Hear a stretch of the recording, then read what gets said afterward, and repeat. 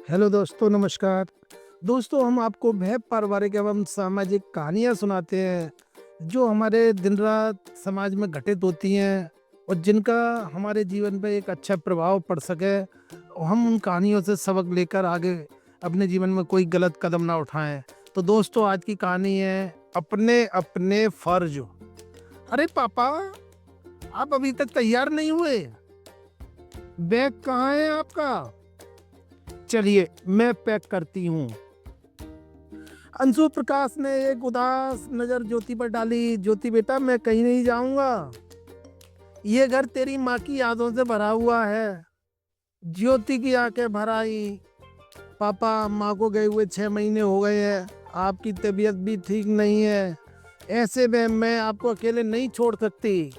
आप मेरे घर चल रहे हैं मेरे साथ। बेटा, मैं तेरे घर कैसे रह सकता हूँ? बेटी के घर का तो लोग पानी तक नहीं पीते हैं। फिर वहाँ तेरे सास ससुर भी हैं। उन्हें मेरा वहाँ रहना कैसे अच्छा लग सकता है?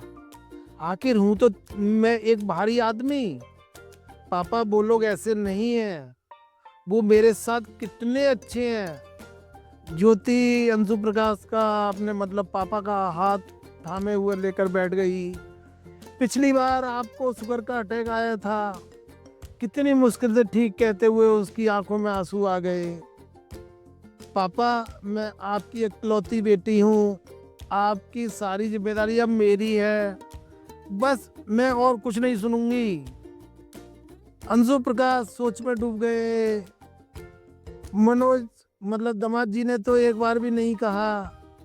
हाँ, ये जरूर कहा था कि पापा हम आते रहेंगे आपसे मिलने। ज्योति, तूने दामाद जी को पूछा? अरे पापा, उनकी और मेरी राय अलग थोड़ी है। ज्योति अंशु प्रकाश जी को लेकर अपने घर आ गई। उसके सास ससुर समधी को देखकर चौंक गए। मनोज ने भी पैर छुए और कहा, अच्छा किया पापा जी जो आप कुछ दिन के लिए यहाँ आ गए। अंशु प्रकाश रहने तो लगे, पर उन्हें लग रहा था कि शायद दामाद और उनके माता पिता उनके यहाँ आने से खुश नहीं है। एक दिन अंशु प्रकाश लॉन में घूम रहे थे कि अचानक उन्हें मनोज की आवाज सुनाई दी। ज्योति, पापा यहाँ पर कब तक रहेंगे? ऐसा क्यों पूछ रहे हैं आप? वहां पर उनका है ही कौन अब? और उनकी तबीयत भी ठीक नहीं है। अरे तुम समझ नहीं रही हो, हमें तो अपने घर में ही अजीब सा महसूस होने लगा है। हमें कैसे? अच्छा, मम्मी पापा जी ने कहीं आपसे कुछ कहा तो नहीं है? अरे वहां पर उनकी अच्छी व्यवस्था कर सकती हो उनके घर पर। अंशु प्रकाश और नहीं सुन सके, कांपते हुए कदमों से वापस आ गए। अगले दिन जाने की तैयारी करने लगे। ज्योति बोली, पापा ऐसे कैसे जाएंगे आप? अंशु प्रकाश उसे डांटने लगे। ज्योति, मेरी फिजूल में चिंता मत करो। अपने पति और सास ससुर का ध्यान रखो। बेटा, मैं अपना ख्याल खुद रख सकता हूँ। ज्योति बेटा, बहुत दिन नहीं हो गए, अब जाना ही चाहिए। मैं मनोज से बात करती हूँ। अभी आपकी तबीयत ठीक नहीं है। जब आप ठीक हो जाएंगे तो मैं आपको खुद ही छोड़ आऊंगी। नहीं ज्योति, देखो मैं तुमसे नाराज हो जाऊंगा। ज्योति नाश्ता बनाने लगी। सोच रही थी कि पापा को किसी ने कुछ कहा तो नहीं है।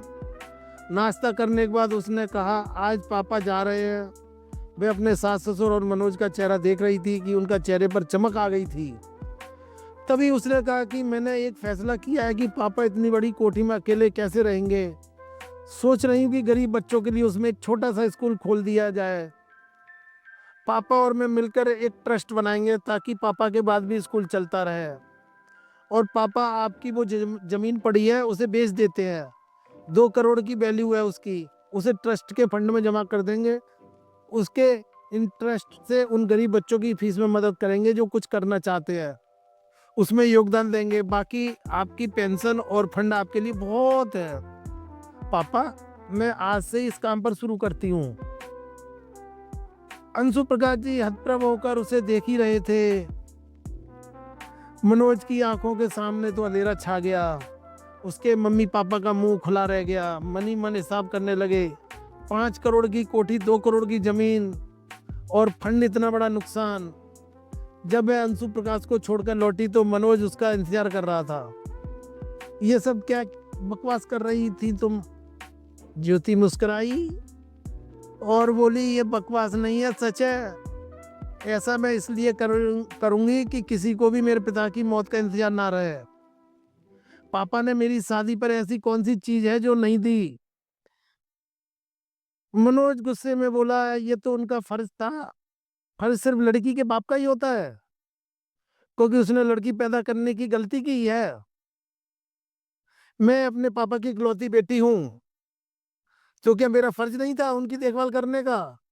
वो भी ऐसे वक्त में जब उनकी तबीयत ठीक नहीं है और उन्हें सहारे की जरूरत है। माफी चाहती हूँ कि उनके कुछ दिन यहाँ रहने से उनको सबको सबको तकलीफ हुई। मैंने कभी तुम्हें तुम्हारे फर्ज निभाने से नहीं रोका। तुम्हारे सास ससुर की सेवा में भी कोई कमी नहीं रखी। तुम मुझे मेरे पिता के प्रति मेरा फर्ज निभाने से नहीं रोक सकते। उसकी आवाज में दृढ़ता थी। मनोज खामोश होकर उसे देख रहा था। तो दोस्तों, फर्ज अपना अपना। तो ये कहानी आपको अच्छी लगी हो तो हमारे चैनल पर लगातार बने रहिए, जिससे कि आपको अच्छी अच्छी कहानियां निरंतर आपको लगातार सुनने को मिलती रहेंगी। जय श्री राम।